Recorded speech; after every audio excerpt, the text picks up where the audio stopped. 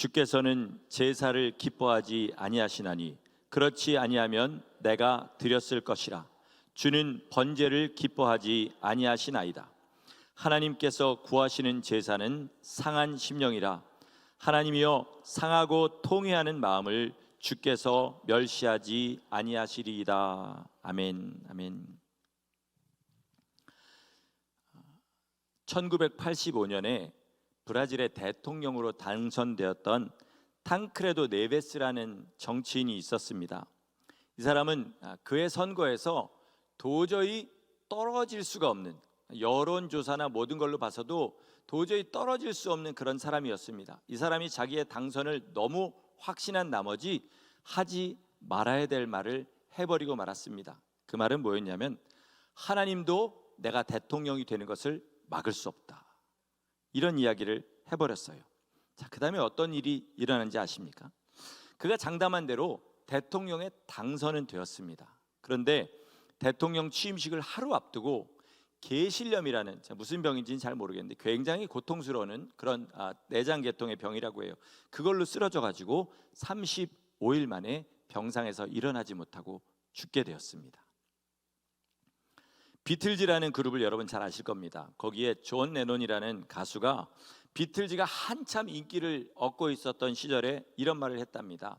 기독교는 20세기 안으로 분명하게 없어질 것이다. 왜냐하면 20세기와 기독교는 너무 어울리지 않기 때문이다. 그리고 지금은 우리 비틀즈가 예수보다 더 유명하다, 이렇게 이야기를 했다고 그래요. 잘 아시는 대로 팬이 쏜 총에 맞아가지고 존 레논은 40세의 나이로 사망하게 됩니다. 최근에 이런 비슷한 사건이 또 하나가 있었더라고요. 지금 아주 유명한 헤비급 권투 선수를 꼽으라면 빼놓지 않는 사람이 있는데, 타이슨 퓨리라는 영국의 복서하고 그 다음에 디온테 와일더라는 미국의 복서가 있습니다. 둘이 합쳐서 3번을 싸우게 됐어요. 그런데 이 둘이 1차전을 가지기 전에 TV에 나와가지고 서로 이렇게 이렇게 말로 싸우는 그런 거 있지 않습니까? 그런 거를 했다고 해요. 그런데 이 타이슨 퓨리라는 사람은 팬들을 딱 만나자마자 제일 먼저 하는 말이 뭐냐면 Do you believe in Jesus? Jesus is your savior. 당신의 구주가 예수님이니까 당신은 예수님이 되어야 된다, 이 말부터 할 정도의 아주 충만한 그리스도인이에요. 디온테 와일더라는 미국 복서는 어떤 사람이냐면 온몸에 각종 잡신의 문신을 새기고 이 신들이 나를 지켜준다고 하는 그런 사람입니다. 그 TV 대담에 나와서 디온테 와일더가 타이슨 퓨리한테 뭐라고 했냐면, 이 싸움은 너의 하나님과 나의 신들의 싸움이다, 이렇게 이야기를 해버렸어요. 왜 그랬냐면, 이 타이슨 퓨리라는 사람이 잘 나가는 복서였다가 알코올과 이런 중독에 빠져가지고 복싱을 한참 떠나 있다가 복귀하고 아주 쉬운 상대를 3명을 상대로 복귀전을 치르고, 그리고 이 엄청난 복수하고 붙게 된 거예요. 그러니까 너는 나를 이길 수 없다고 그렇게 선언을 해버린 거죠. 이게 방송에 나왔으니까 본 사람들은 다 이번에 타이슨 퓨리가 망신을 당하고 하나님도 기독교도 좀 망신을 당했으면 좋겠다, 이런 생각들을 하고 있었겠지요. 제가 권투를 좋아하지 않고요, 몰랐습니다. 그런데 나중에 기독교 신문에 이 기사가 실렸더라고요. 그래서 그 경기의 하이라이트들을 보았는데요, 1차전에는요 타이슨 퓨리가 잘했습니다. 그러다가 12라운드 마지막에 권투 선수가 마지막 12라운드가 되면요 손도 안 움직이고 발도 안 움직입니다. 그런데 잘 하다가 거기서 다운을 당해요. 보통 12라운드에 다운을 당하면 못 일어납니다. 이 타이슨 퓨리도 넘어졌는데요, 손과 발이 전혀 움직이질 않고요, 눈을 비쳤는데 눈이 풀렸어요. 근데 정말 영화의 한 장면처럼요, 카운트를 10을 세면 KO잖아요. 그런데 6을 셀 때 눈이 제자리로 딱 돌아오고요, 갑자기 벌떡 일어나서 12라운드를 다 끝까지 싸웁니다. 그리고 미국에서 벌어진 경기라 편파 판정 때문에 원래 타이슨 퓨리가 이겨야 되는데 무승부가 되었어요. 그 다음에 2차전과 3차전은요 KO로 이기게 됩니다. 자, 여러분, 권투의 얘기를 하는 게 아니죠. 이 경기의 승부가 언제 갈렸을까요? 디온테 와일더가 이 싸움은 너의 하나님과 나의 신들의 싸움이다 한 그 순간에 모든 것이 결정된 줄 믿습니다. 여러분, 우리가 이 세상을 살면서 하나님에 대해서 함부로 조롱하고 함부로 도전하는 사람들에게는 반드시 이런 일이 생기게 됩니다. 그런데 그게 다가 아니라 우리 믿는 사람들도, 하나님을 경외하는 사람들에게는 하나님을 경외하는 복이 반드시 임하고, 하나님을 경외하지 않고 하나님께 불순종하는 사람에게는 그 어려움이, 하나님이 주시는 벌이 반드시 임한다는 것입니다. 우리 이것을 믿어야 됩니다. 다윗의 일생이 그것을 증명합니다. 구약 성경에서 가장 파렴치한 죄를 저지른 사람을 꼽으라면 저는 주저하지 않고 다윗을 꼽을 겁니다. 물론 죄 자체로만 놓고 보면 다윗보다 더 심각한 죄를 지은 사람이 많지요. 그런데 전교생 1000명 있는데 500등 하던 학생이 700등 하는 거하고 1등 하던 학생이 200등 하는 거하고는 전혀 다른 이야기 아니겠습니까? 다윗은 그전까지는 이스라엘에서 정말 믿음으로 등수를 매기는 제도가 있다면 1등인 사람이었습니다. 하나님 앞에 항상 정결하려고 노력했고, 하나님을 경외했고, 사람들한테 진실했고, 고귀한 신앙의 인격으로 모든 사람을 대하던 그런 사람이었어요. 그런데 어느 순간부터 게을러집니다. 어느 순간부터 여색을 밝히게 됩니다. 잘 보니까 자기를 10년 동안 따라다녔던 사울과 비슷한 사람으로 변해갑니다. 그러던 어느 날 밧세바라는 여인을 보게 되고요, 그가 누구인지 알아봤더니 자기에게 목숨이라도 바칠 만큼 충성하는 부하 장수의 아내였습니다. 그러면 거기서 멈춰야 맞지 않겠습니까? 그런데 사람을 보내서 그 여인을 부르고 동침합니다.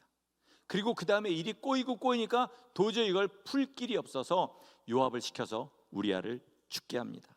우리아가 죽자마자 밧세바를 데려다 자기 아내로 삼아요. 그런데 어느 날 하나님의 선지자 나단이 그에게 찾아와서 그의 죄를 깨닫게 해줍니다. 여기까지는 참 설교에 제가 많이 했던 내용이고 어디를 가서도 많이 들으신 내용일 겁니다. 문제는 이겁니다.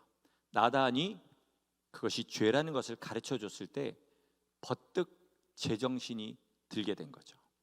하나님이 주셨던 처음의 그 마음, 양심이 살아나게 된 겁니다. 그때 다윗이 가장 절망스러운 게 뭐였을까요? 이 일을 하나님 앞과 사람 앞에 다 알도록 행했다는 것입니다. 모든 사람들이 다윗의 죄를 알게 됐다는 거예요. 그래서 나중에 큰아들 암논이란 아들이 이복 동생 다말을 겁탈하고 그를 버리는 사건이 벌어졌을 때 암논을 벌하지 못합니다. 불같이 화냈다고는 돼 있어요. 그런데 암논한테 한마디도 하지 않습니다. 왜 그랬을까요? 자기는 부하의 아내를 범했기 때문에 그렇습니다. 처음 밧세바를 만날 때도요, 자기가 몰래 밤에 나가서 밧세바를 만날 게 아니라 사람을 시켜서 데려왔습니다. 사람들이 다 알게 되었다는 거죠. 그리고 우리아가 죽게 됩니다. 우리아가 죽자마자 밧세바를 궁으로 데리고 와요. 보통 아이를 낳으려면 10달이 걸리는데 밧세바는 궁에 들어오고 넉 달, 5달 만에 아이를 낳아버리게 되는 거예요. 자, 그걸 보고 사람들이 그동안 무슨 일이 일어났었는지 퍼즐을 맞히게 되는 거죠. 우리아가 증거는 없지만 다윗의 손에 죽었구나, 이 사실을 알게 되는 겁니다. 자, 그럴 때 사람들의 수군거리는 소리가 양심이 깨어난 사람에겐 들립니다. 하나님이 말씀하시는 소리가 들리고요, 내 죄가 사람들 앞에 다 드러났다는 사실이 자기 양심에 찔리게 돼요. 그때부터 너무나 괴로워지죠. 여러분, 하나님 앞에 회개할 수는 있는데 사람들 뇌리에 기억된 내 죄가 지워집니까? 안 지워지죠. 그러니까 괴로움에 빠져서 어쩔 줄을 모르게 되는 거죠. 저도 아들이 있는데 그 아이의 모습에서 제가 그 나이일 때의 모습이 보여집니다. 특별히 얘가 이제 저녁에 뭐를 이렇게 차려 먹고 난 다음에 설거지 좀 그렇게 하라고 그래도 설거지를 안 하고 그냥 들어가요. 그럼 엄마가 그걸 설거지를 밤에 하게 되지요. 그럼 제가 뭐라고 하고 싶은데 입이 안 떨어져요. 왜냐하면 양심이 살아서요. 제가 저희 어머니한테 하던 게 생각이 나는 거예요. 저희 아들은 차려 먹는 거라도 자기가 차려 먹죠. 저는 한 번도 제가 차려 먹은 적도 없어요. 기껏해 어머니 안 계시면 라면 끓여 놓고 거기다 냄비 설거지 놓고 나중에 어머니가 설거지하게 하신 거. 어쩌다 설거지하면 정말 나라라도 구한 것처럼 어머니한테 유세 떨은 그것만 생각이 나요. 그러니까 아들한테 너 왜 그러니 말을 못해요. 그리고 대신 뭐라 그러냐면요, 너 나중에 후회한다, 이렇게 얘기해요. 너 나중에 뼈저리게 후회해. 그러니까 지금 엄마한테 잘하고 잘해, 이렇게 얘기를 하는 거예요. 왜냐하면 제가 지금 뼈저리게 후회하거든요. 어머니 살아계시면 업고 다니라도 업고 다니겠어요. 그만큼 어머니가 그리운데 그 어머니에게 제가 옛날에 한 일들을 아들을 보면서 생각하니까 이야기를 못하겠습니다. 양심이 찔려서. 다윗이 그 마음이었던 거죠. 그래서 압살롬이 반란을 일으켰을 때요, 사람들은 다 압살롬을 죽일 놈이라고 했지만 다윗은 뭘 생각한 거예요? 나한테 목숨이라도 바칠 수 있었던 그 부하의 아내를 취하려고 내가 그 부하를 죽인 사람인데, 아들인들 내가 이 권력을 가지고 있는데 나한테 반역하지 않겠는가? 그러면서 한마디도 못하고 압살롬이 울었을 때 뭐라 그럽니까? 내가 너를 죽인 것처럼 그렇게 통곡하며 울었습니다. 저는 다윗에게 가장 힘든 사람이 누구였냐 생각해 보니까 요압이었을 것 같아요. 왜냐하면요, 자기가 우리아를 죽인 증거를 쥐고 있는 사람이 요압입니다. 그렇지 않아요? 안 그래도 요압을 힘들어했습니다. 싫어했어요. 내가 스루야의 아들들을 제어하기가 어려우니, 그러면서 다윗이 계속 어려워했습니다. 그렇게 싫어했던 사람인데 악한 일을 하려고 하니까 그만한 칼이 없는 거예요. 그래서 요압에게 편지를 써서 우리아를 죽이라고 합니다. 퍼뜩 정신을 차려보니까 우리아에게, 그렇지 않아도 제어하기 힘든 우리아에게 약점이 잡혀버린 것을 알게 돼요. 양심이 살면요, 이런 것들을 다 알게 됩니다. 그리고 평생 괴롭습니다. 요즘도 저는 처음 믿을 때 실수한 것들 있잖아요. 최근에 실수한 건 말할 것도 없고요, 처음 믿을 때 실수한 것들, 내가 누구에게 잘못 말한 것들, 잘못한 것들이요, 그것들이 지금도 기억이 나요. 언제 기억이 나냐면 다른 사람이 어떤 말을 할 때, 누군가 하나님 뜻대로 살지 않는 것을 볼 때, 남에게 상처 준 것을 볼 때, 그때 나도 옛날에 저런 말 했는데, 이런 것이 생각이 나게 됩니다. 하나님 앞에는 용서를 받았지만 사람의 기억에는 그대로 남아있다는 것을 알게 되죠. 죄를 짓기 이전에 다윗은 시편에 이렇게 고백합니다. 천만인이 나를 둘러 진칠지라도 나는 두려워하지 않겠습니다. 여호와는 나의 피난처시요 나의 피할 바위가 되십니다. 이렇게 고백하던 사람이었어요. 그런데 그 피할 바위, 피할 산성이 되시는 하나님을 크게 실망시켜 드렸습니다. 그래서 너무 부끄럽고 코너에 몰렸음에도 하나님 앞에 나갈 낯이 없는 거예요. 우리나라 말로도 심하게 낯짝이 없다 그러죠. 낯짝이 없어서 주님 앞에 못 나가게 됩니다. 사람한테는 더 얘기를 못 하겠어요. 왜요? 가까운 사람일수록 자기의 범죄를 더 자세하게 알고 있기 때문입니다. 자, 그래서 다윗은 너무나 면목없고 너무나 낯짝 없지만 그래도 자기를 받아주실 분은 하나님이라는 것을 알고 하나님 앞에 나가게 됩니다. 왜냐하면 갈 데가 거기밖에 없는 겁니다. 갈 데가 거기밖에 없는 거예요. 그런데 하나님이 용서해 주십니다. 그때 그는 하나님을 더 깊이 알게 돼요. 다윗은 내가 지금 상한 심령으로 주님 앞에 나간다, 이런 마음으로 나온 게 아니에요. 그냥 갈 데가 없어서, 아무도 자기 말을 들어줄 만한, 정말 누구를 봐도 두렵기만 하고 한마디 나누기가 너무 낯짝이 없어가지고 그렇게 부들부들 떨다가 그래도 하나님은 나를 받아주시겠지, 그리고 주님 앞에 나간 거예요.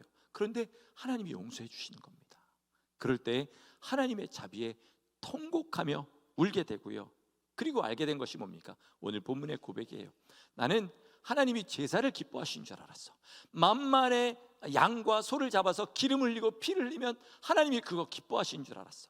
그런데 알고 보니까 하나님은 그거보다 더 기뻐하시는 것이, 나는 하나님밖에 없습니다. 하나님이 나를 박대하시면 나는 갈 곳이 없습니다. 이렇게 말하고 주님 앞에 나가는 그 심령을 기뻐하신다는 것을 알았다는 거죠. 그리고 그것을 뭐라고 얘기하냐면 이게 바로 상한 심령이구나, 이것을 알고 그렇게 주님 앞에 고백하는 것입니다. 저는 기독교 기록에서 찾을 수 있는 최고의 성도는 바울 사도라고 믿습니다. 바울은 정말 별의별 은사를 다 받았고요, 그가 주님을 위해서 당한 고난을 만약에 책으로 엮는다면 정말 굉장한 분량의 책이 나올 만큼 엄청난 고난을 그리스도를 위하여 받았습니다. 그런데 그가 하는 모든 자기에 관한 고백들은요, 상한 심령이 가득합니다. 오호라, 나는 공고한 사람이로다. 누가 이 사망의 모에서 나를 건져낼꼬.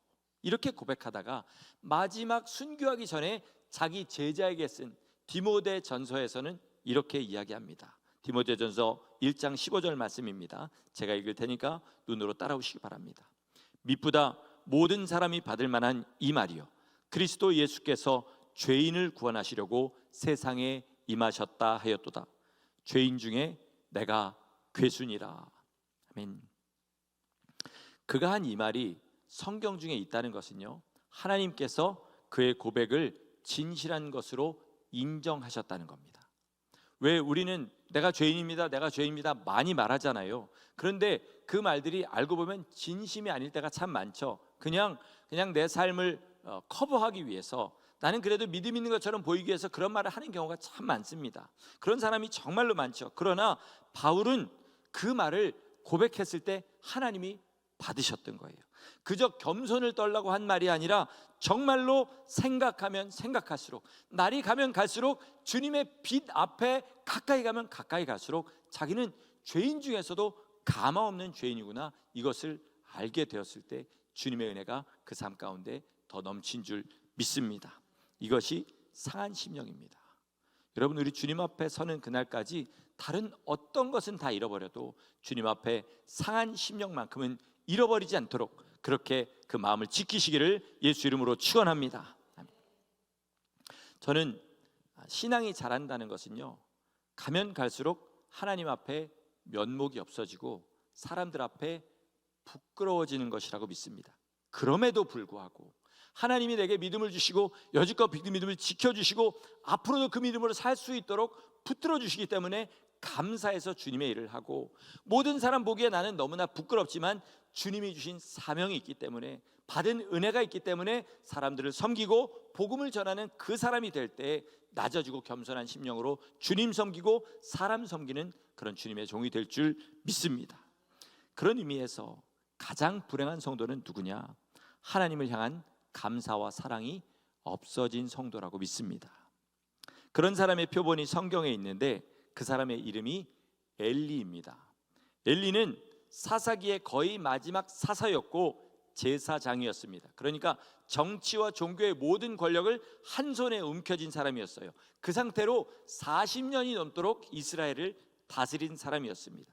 그렇게 오랜 세월 나이가 많이 들도록 권세를 누리다 보니까 하나님의 살아계신 것은 분명히 알지만 하나님을 경외하는 마음, 하나님을 감사하고 사랑하는 마음을 잊어버렸어요.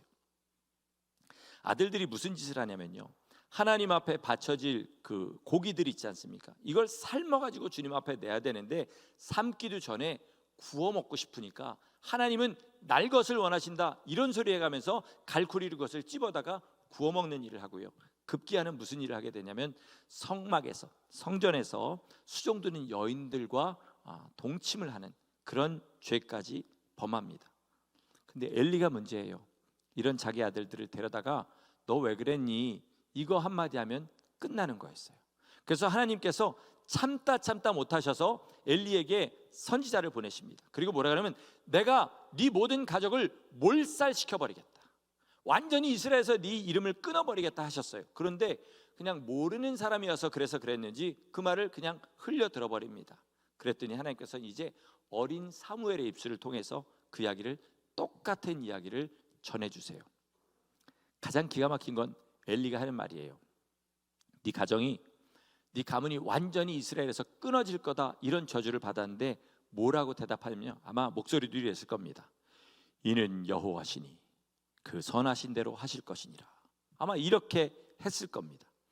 저는 예전에 성경을 읽을 때요, 야 역시 믿음의 사람이라 다르구나, 하나님이 가정을 멸망시키신다는데도 이는 여호와시니 선하신 대로 할 것이니라 순종하는구나, 그렇게 생각했어요. 그런데 점점 성경을 읽어보니까 그 뜻이 아니더라고요. 이게 무슨 말이냐면요, 내가 네 가정을 멸망시키겠다 그랬더니 엘리가 이렇게 대답하는 거예요. 하나님이신데 뭐는 못하시겠습니까? 마음대로 하십시오. 결국은 이 말을 겸손한 문장만 섞어가지고 한 거예요. 다윗은요, 피할 것도 없고 기댈 것도 없어서 하나님 앞에 나왔습니다. 그런데 엘리는 피하고 싶은 마음도 없고 기대고 싶은 마음도 없기 때문에 모든 것 다 버려버리고 그냥 이는 여호와시니 그 선하신 뜻대로 하실 것이니라, 이 말 한마디로 끝나버렸어요. 그래서 결국은 주님의 말씀이 이루어집니다. 그 악한 아들 홈리와 비느하스는 전쟁에 나가서 죽고요, 거기서 언약궤를 뺏겨버리고요, 엘리는 의자에서 넘어져서 목이 부러져서 죽게 됩니다. 저는 가끔 성도님들에게 하나님이 나를 버리신 것 같아요 라는 말을 듣습니다. 제 마음에서도 나는 분명히 버림받았구나, 이런 생각이 마음에서 올라올 때가 있습니다.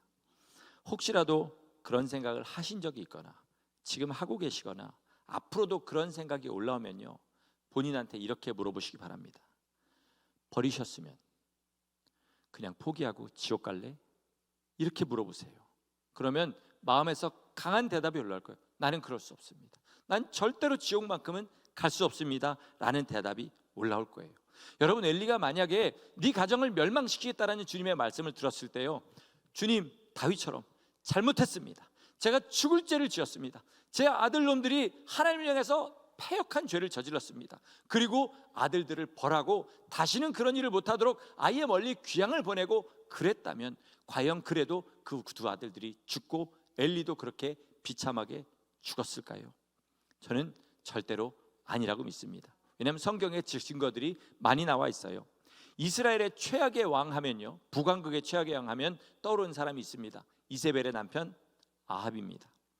아합은요, 이세벨과 결혼해서 이세벨이 날뛰도록 내버려뒀습니다. 그 결과 이스라엘 전체에 아세라와 바알의 선지자들이 아주 그냥 판을 치는 그런 세상이 되었고요, 우상으로 가득한 그런 북왕국을 만들었습니다. 그 죄 위에 또 한 죄를 짓는데 뭐냐면, 자기 궁전 옆에 포도원이 있는데 나봇이라는 사람이 주인이에요. 그거를 가지면 좋겠어서 그걸 사려고 했는데 안 판다고 합니다. 그랬더니 이세벨이 억울한 누명을 씌워서 그를 죽이고 그 포도원을 취하게 돼요. 그때 하나님께서 선지자를 보내셔가지고 뭐라고 하시냐면, 엘리 집안에 내렸던 똑같은 저주를 내리십니다. 내가 네 모든 집안을 쓸어버리고 이스라엘에게 내 이름을, 내 가문을 제거해버리겠다. 그때 아합은 우리가 생각하지 못한 반응을 하게 됩니다. 아합이 설마 그럴 줄은 몰랐던 반응을 하게 돼요. 어떻게 하냐면 금식을 합니다. 그리고 왕의 부드러운 옷을 벗어버리고 베옷을 입어요. 온몸이 까칠까칠하게. 그리고 천천히 걸어가고 풀이 죽은 모습으로 그렇게 다니더라 성경은 이야기합니다. 우리 생각에는 아합 정도의 죄를 지은 사람이면 그 정도 가지고 하나님께서 그를 용서하시거나 그의 회개를 회개라고 인정해 주실 것 같지 않지 않습니까? 그런데 하나님의 반응은 우리 아합이 한 것보다 훨씬 더 놀랍습니다. 열왕기상 21장 29절 말씀입니다. 아합이 내 앞에서 겸비함을 내가 보느냐? 그가 내 앞에서 겸비함으로 내가 재앙을 저의 시대에는 내리지 아니하고 그 아들의 시대에야 그의 집에 재앙을 내리리라 하셨더라. 아멘. 이 말씀이 내가 아합을 완전히 용서하신다 이런 말씀은 아닐 수도 있습니다. 왜냐하면 아합의 회개도 완전한 회개가 아닐 수 있으니까요. 하지만 여러분, 이스라엘에 이런 엄청난 짓을 한 왕이요, 그저 금식하고 베옷을 입고 하나님 앞에 회개하는 모습을 보였다는 것만으로 이런 은혜를 얻었다는 것을 우리는 기억하라는 것입니다. 자기가 저지른 범죄가, 여러분 육신으로 저지른 범죄가 아합보다 더 악하다고 생각하시는 분은 없을 거 아닙니까?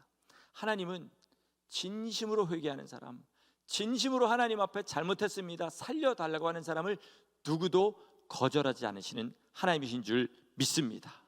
그렇게 할 때 하나님께서 야, 너 참 낯짝도 두껍다.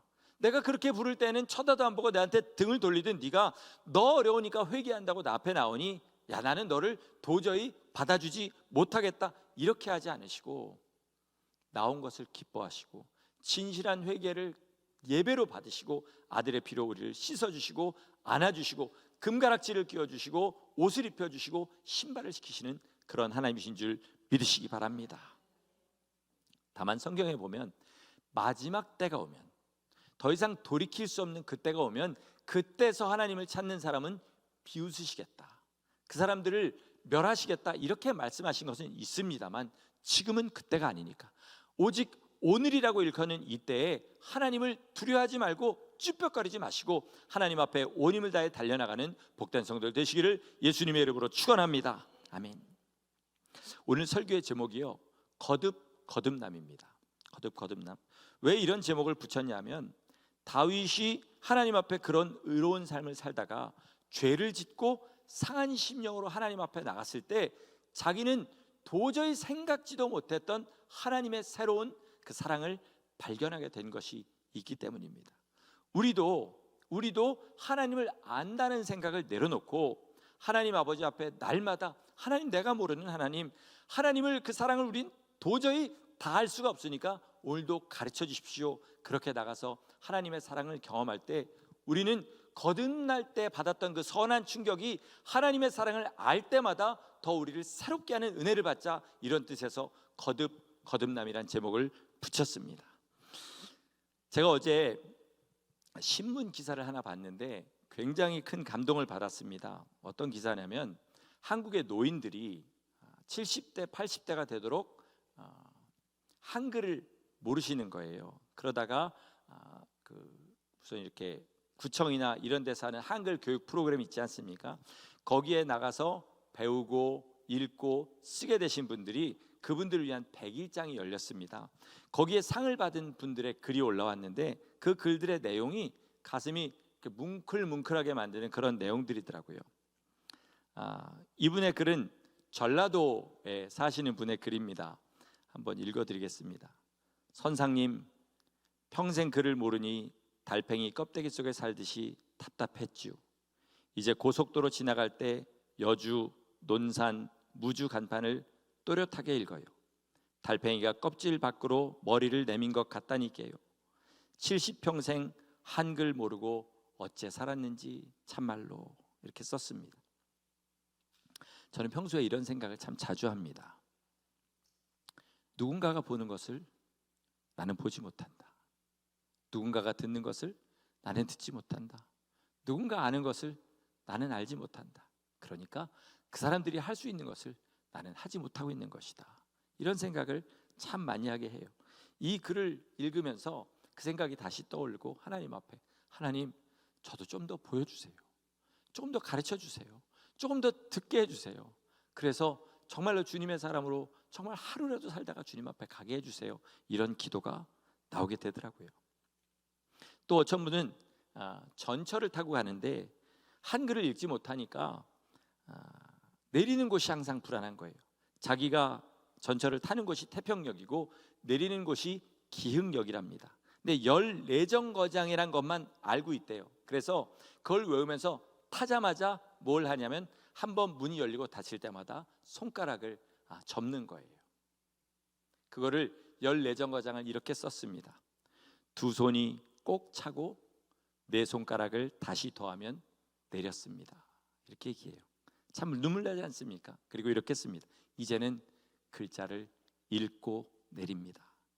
내가 보내, 내가 읽네. 오늘도 기흥역에 내리면서 울었습니다. 이런 내용이에요. 이걸 보면서 그 마음이 들었어요. 전철에 탈 때부터 내릴 때까지 손가락을 세는 그 마음이 내게 있었으면 좋겠다. 이분은 전철을 타는 순간부터 내릴 때까지 뭐만 생각해요? 역을 놓치지 않으려고 그것만 하는 거죠. 중간에 혹시라도 내가 다른 생각할까 봐 자기가 접은 손을 피지 않으려고 온 힘을 다해서 그거를 쥐고 있는 거예요.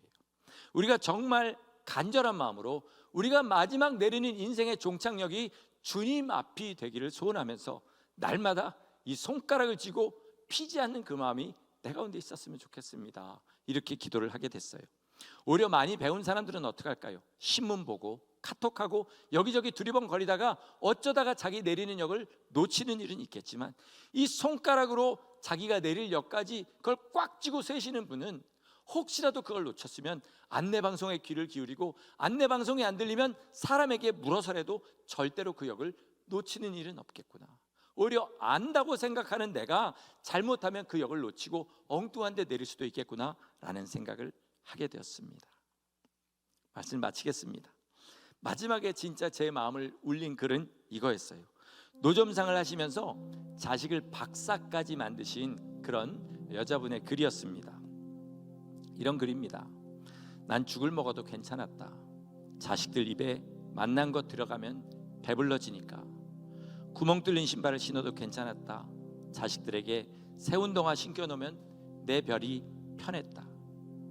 그런데 자식들 공부시켜 박사 만들어 박사 모자를 내 머리에 씌워줘도 그거는 내 모자가 아니더라. 늙음하게 학교 나와서 돌아서면 잊어버리는 공부지만 내 공부하고 나니 이제야 가슴에 따뜻한 온기가 돌며 세상이 보인다. 마지막 말은 이겁니다. 공부는 참 신기해. 대리만족이 안 돼. 이겁니다. 여러분, 대리만족이 진짜 안 되는 건 뭔지 아시죠? 우리의 믿음입니다. 순종은 남이 한 거 들어서 되는 게 아니더라고요. 남이 100가지 순종한 거 들고 날마다 울어도요, 내가 한 가지 순종한 것만 못합니다. 그렇지 않습니까? 오히려 남이 순종한 거 들어놓고 내가 순종하지 못하면요, 하나님 아버지 앞에 죄만 쌓이게 돼요. 그러니까 우리 신약의 말씀들을 아무리 철저하게 순종하고 그렇게 산다고 해도 바울이 한 말처럼 내 몸을 남을 위해서 불사르는 데 내어준다 할지라도 사랑이 없으면 소용이 없는 거예요. 하나님 아버지 앞에 상한 심령으로 나가지 않으면 아무 소용없는 거예요. 이 상한 심령을 가지고 하나님 아버지 앞에 나가서 내 죄를 고백하고 순종하고 주님 앞에 요만큼이라도 돌이킨 것, 1cm라도 한 발자국도 주님 앞에 나간 것이 내 것이지, 남이 10걸음을 뛰고 100걸음을 뛰고 마라톤을 한 것을 아무리 들어도 그것은 내 것이 아니라는 것입니다. 여러분, 이 어머니의 마지막 고백이 내 고백이 되기를 원합니다. 아무리 남의 말 듣기만 해도 대리만족은 안 되는 게 신앙입니다. 바울처럼 매 맞고 돌 맞으면서 주님의 복을 전할 만한 그런 강력한 믿음은 우리한테 없습니다. 저도 알아요.